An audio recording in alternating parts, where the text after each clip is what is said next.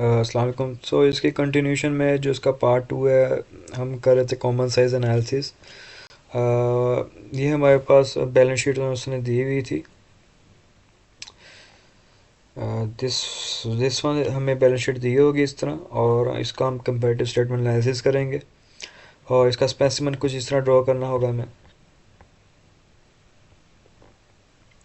ठीक है, आप पर्टिकुलर्स बना लेंगे। उसके बाद हम उसके डेट आ जाएगी, फिर परसेंटेज, देन नेक्स्ट ईयर की डेट एंड परसेंटेज।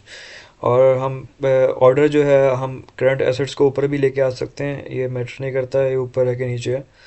तो बेसिकली करना ये है हमने कि हमने टोटल एसेट्स और टोटल लायबिलिटीज़, ये हमारा डिनोमिनेटर होगा हमेशा। ठीक है, और बाकी जो सब वैल्यूज़ हैं हम उसको डिवाइड करेंगे। लेट्स सपोज कि अगर हमने इन्वेस्टमेंट की परसेंटेज फाइंड करनी है, तो हम इन्वेस्टमेंट की वैल्यू को डिवाइड करेंगे with the total asset and multiply with the 100, तो हमारे पास आ जाएगी वैल्यू 45.37%। तो इसी तरह सिमिलरली हम क्या करेंगे, अगर हमने टोटल फिक्स एसेट की हमने जो है परसेंटेज निकालनी है, तो उसको हम डिवाइड करेंगे with the total asset and multiply by 100। और इसी तरह हम सबके साथ डिवाइड करेंगे और मल्टीप्लाई करेंगे 100 के साथ, तो हमारे पास परसेंटेजेस आ जाएंगी सबकी। और यहाँ पे भी ऐसे ही है कि अगर हमारे पास वैल्यू है, फिक्स एसेट हमारे पास दिए हुए हैं, कैपिटल दिया हुआ लेट्स सपोज, तो लेट्स जो ये हमारे पास कैपिटल है इसको हम डिवाइड करेंगे with the total liabilities and multiply with it with the 100, तो हमारे पास आंसर आ जाएगा 0.01%। तो ये इसका स्पेसिमन है और ये इसके लॉजिक है सवाल को सॉल्व करने का।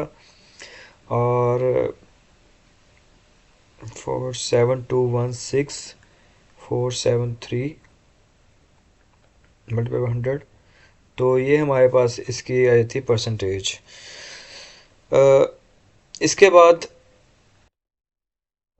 इसके बाद हम क्या करेंगे कि हम इसकी इंटरप्रिटेशन कर सकते हैं कि अगर हम देखें इन्वेस्टमेंट को 45.37% थी हमारे 2003 में, और ये इंक्रीज़ हुई है विद 1 पॉइंट सम %। और एडवांसेस में हमारे पास इंक्रीज़ आया है। फिक्स एसेट भी हमारे पास, फिक्स एसेट हमारे पास सेम रहे हैं। ठीक है, तो इसमें हमने, इसका मतलब है कि हमने इसमें कोई भी न्यू फिक्स एसेट हमने कोई परचेज़ नहीं किया, और अदर एसेट्स भी हमारे डिक्रीज़ हुए हैं।